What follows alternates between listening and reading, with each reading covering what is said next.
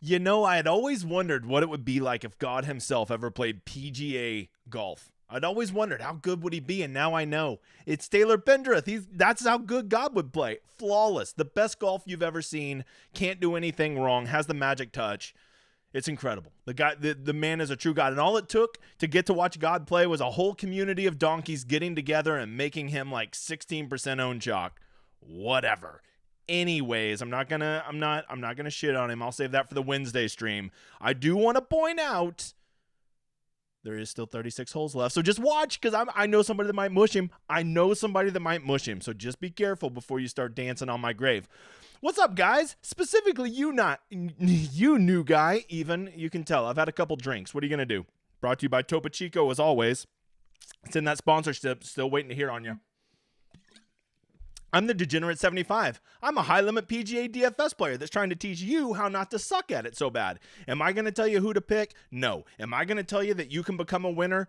Fuck no. But am I going to tell you how you could suck a lot less at this stuff and maybe, if you do everything right, become like a, break-even player over the long run? I'm going to try. And the biggest edge is Showdown. And that's what we're going to be doing here, the Showdown Hoedown, where we're going to break down the round 3 slate for tomorrow. And we do this every Friday. And we do round 4 every Saturday. And then we do a live stream for a week long every Wednesday. And if you're not there, you're a fucking loser. And I don't want to hear it, okay? Guy who pays the rake and always loses and can't figure out, I played Pendrith, why am I not winning? I fucking come to the stream, I'll tell you why, homeboy.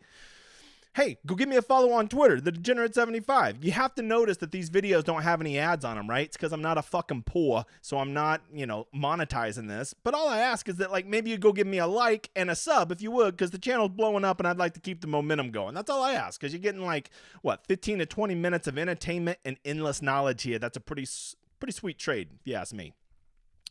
Also, you see this big ass wheel right here? See this thing right over here? Yeah, what that is that's a big ass spinny wheel that every Wednesday on the live stream I spin, and I give away free tickets. Not like, hey, here's $20, fuck off, loser. More like, hey, here's a ticket. We're going to make it together. I'm going to enter it, and anything that ticket wins, you and I split 50-50. It's pretty cool. You get to make a lineup with me, and, I know a little bit about this stuff.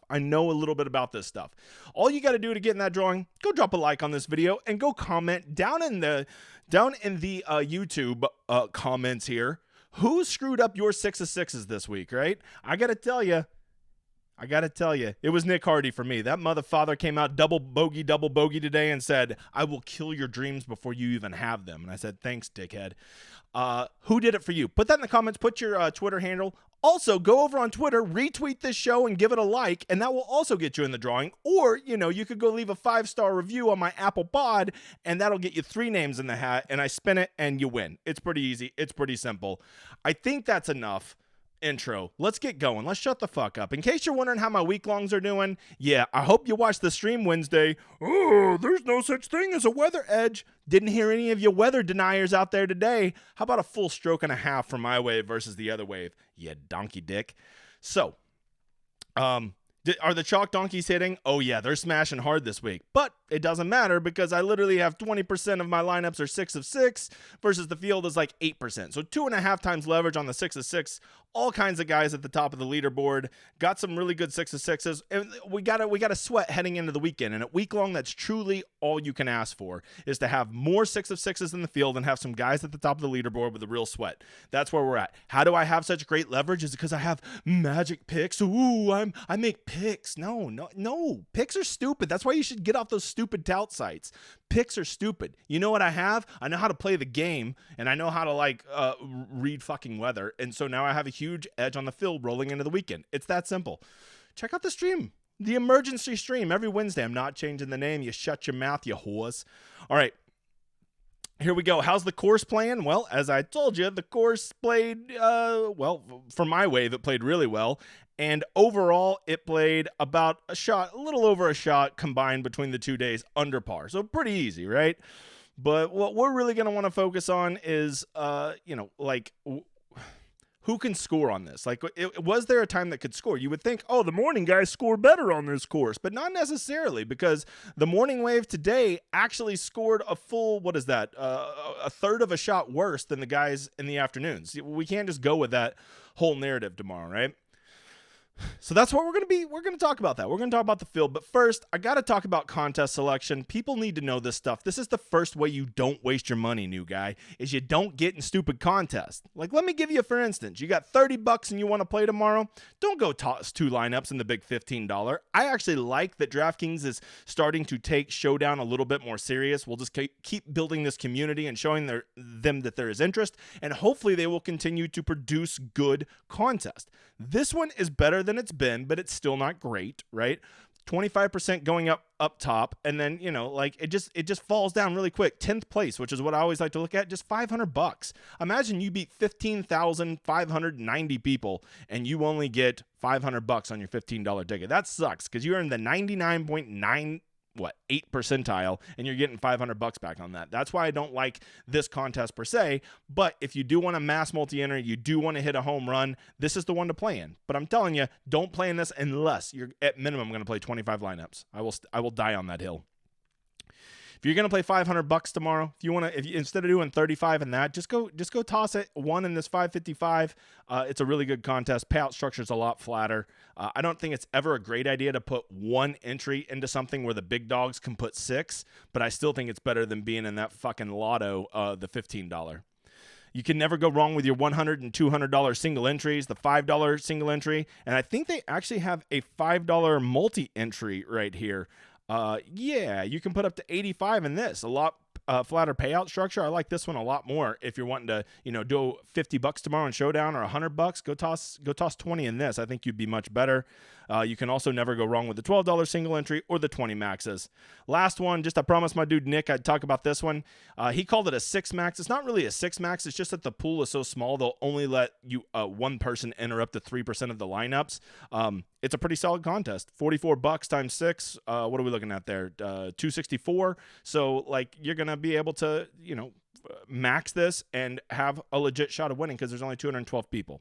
The key is determine how many players you like. Let that number of players you like dictate what kind of contest you play in. If you like 30 guys for Showdown tomorrow, well then go play something really cheap where you can enter 100 lineups. If you only like 10 guys tomorrow, look at a 3 max. And if you only like 6, 7, 8 guys, well then just put it all in a single entry and make that bad boy count. That's it. Okay, moving right along. Oh yeah, did you know, speaking of contest, I had a really smart dude on my pod last week. Yeah, I have a pod, and it's doing really well too, just like this YouTube channel. You should go check it out. You see it? It's right there. It's the Degenerate75 Talks Golf with Smart People. And so far, I've had on Andy Lack, and I've had on Brian Hooper. And Monday, I still ain't going to tell you who my guest is going to be, but I'll just tell you in the DFS world, he's about as big as they get. So if you're not subscribed to this, you're not tuned in, what the hell are you doing with your life? You put this on at work, you put it on while you're commuting. I don't care. It's a smooth hour. It's not necessarily DFS. It's just golf in general. So go check it out, motherfather. All right, let's get to what matters here, people. Let's get to the weather. The weather tomorrow looks, insignificant, I guess is what I would call it in one word. And matter of fact, we're actually kind of seeing opposite of what we see. You almost always see mornings be lighter with afternoons picking up. And tomorrow it's almost the opposite. I mean, not that it ever gets particularly high tomorrow. I would say this. Don't factor in the weather at all tomorrow. There you go. That's the answer. I will say this. The one thing I could say is there does appear to be a little bit of rain tonight in the greater Detroit area, right over on 8 Mile Road, I believe. Let's see. A little bit of rain tonight. Are no? I mean, what are we talking about? 5% chance? There ain't going to be no fucking rain. Get out of here. Get out of here. All right. So, yeah. So this has insignificant amounts of rain. We're not going to count that. I was going to say maybe that would make the green softer, but I would just take weather out of your equation tomorrow. Tomorrow is just a straight game theory day. Okay? It's going to be, who can you play that no one else is playing? Because if you don't know, there's a lot of luck involved in Showdown. And once you embrace that, life will be a lot better. Hey, just so you know, I finally made it, guys. I finally made. Oh, by the way, we're checking more than one site. It says the same thing. I've already looked at them. If the weather was significant, I would tell you. I'm sorry. I'm all over the place. It's the fucking ranch water. Deal with it. It's the only time I drink is for these shows. I got to have high energy. So just so you know, we made it, guys. We finally made. You are not successful in life until you get some fucking haters. And I definitely got some haters now. Normally, they're just in my little YouTubes giving me the thumbs down on my videos, which is hilarious because I'm the only one that can fucking see that, you morons. But now they're at me on Twitter, and my dude, Michael Cavalunas stood up for me, and I told him I'd give him a shout out. So thank you, you mother father, for standing up for me. I really enjoyed watching you on Tap In Birdies. Keep up the good work, my brother. Okay. Let's keep it flowing here. Let's go talk a little bit about the tournament and who are some good guys to play tomorrow. Well, here's a good rule for tomorrow. Who the hell is going to be popular? Because really tomorrow, more than any other day, is a game theory day. Okay. And if there's two things I had to bet that there's three factors that will lead to who people are going to play tomorrow. Number one, who is the most expensive? I don't have the salaries here in front of me, but I'm going to assume it's going to be Finau, Cantlay. All the big names that made the cut are going to be the most expensive. Homo, Will Zalatoris, Cam Young, people like that. Because I think all the big names basically made the cut, right? Even Cam Davis squeaked in there, right? So that's number one. Those guys will be popular because people will naturally spend their salary. Now, the fact that all those guys made their cut will not. I think that will help keep some of the chalk off of some of them. The next thing people are going to look at is who played really well today. Okay, because people love to be like, oh, he played well today, so he'll play well tomorrow. I mean, okay, I think that's some very flawed logic, hillbilly, but let's roll with it for a minute, okay? So using that logic, Cam Young, God, a.k.a. Taylor Pendrith, Russell Henley, Cantlay, Stallings, Finau, Hodges, basically all the guys at the top of the leaderboard are going to be very popular. Just because people perceive they're playing better, they'll continue. Okay, but I would be remiss if I did not tell you that Saturday Showdown has gotten a lot sharper. Have I had an influence on it? Absolutely. But so there's other people putting out good content that preach some of these same ideas. And what people are starting to realize is Saturday Showdown, there are no placement points, so don't go chasing guys at the top of the leaderboard when you can get somebody just as good as them down the leaderboard who may be ball striking but not putting. And so what we really need to look at, and I think what will tell you a lot, is guys that are a little bit further down the board that are playing really well tee to green. Those are the kind of guys that I would be looking at. Hold on, I got to go back to event tee to green. Who's been killing it? Some guys further down the board. I'm scrolling here. I do no preparation. A guy like Jonathan Vegas. Well, I want to find some big names. Like if there's any big names down here, like where's our boy who barely made the cut? Oh, Willie Z. Let's just go scroll down here to the bottom. What's the cut? -3. So somebody like Keegan Bradley just sneaking in. Chris Goddard killing it off the tee. What a monster. Okay, there we go. Will Zalatoris is a perfect example of somebody you think you're going to get clever with and you're going to get at low ownership, right? Oh, nobody will play Will. He's way down at T59. Bro, Will Zalatoris is ball striking. Will Zalatoris costs money, and people think that he will be low owned. That is the holy trinity of him being sneaky high tomorrow. This has happened more than once, at least 3 times I can remember specifically on Saturday Showdown, where some big name down at the bottom comes in the highest owned. I'm talking highest owned like 25 or 30%. So I'm not telling you not to play Will Zalatoris because A, I don't give a fuck who you play, and B, maybe if he's the nuts play, it doesn't matter that he's the chalk, right? But what I'm saying is don't think you're getting sneaky and he's going to come in at 5% and you can just toss him in a couple lineups and you'll be fine. If you're going to play Will Zalatoris, I'm telling you, commit to that motherfather. Other guys that are down here, look for big names that are ball striking, right? Names that are going to cost money because people are going to spend their salary. Tom Kim is another one right here I'm seeing that is ball striking. Chris Goddard is ball striking. And these guys are going to come in sneaky high owned. Troy Merritt, ball striking, can't make putts. This is what people will be looking at, and this is what ownership is, right? But I'm going to come at you at a different angle. I'm going to tell you this.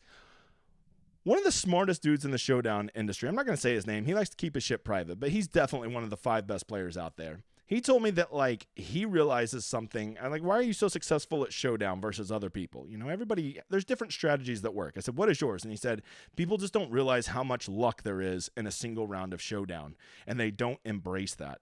Well, what the fuck does that mean? Well, I kind of got to thinking about what he means by that.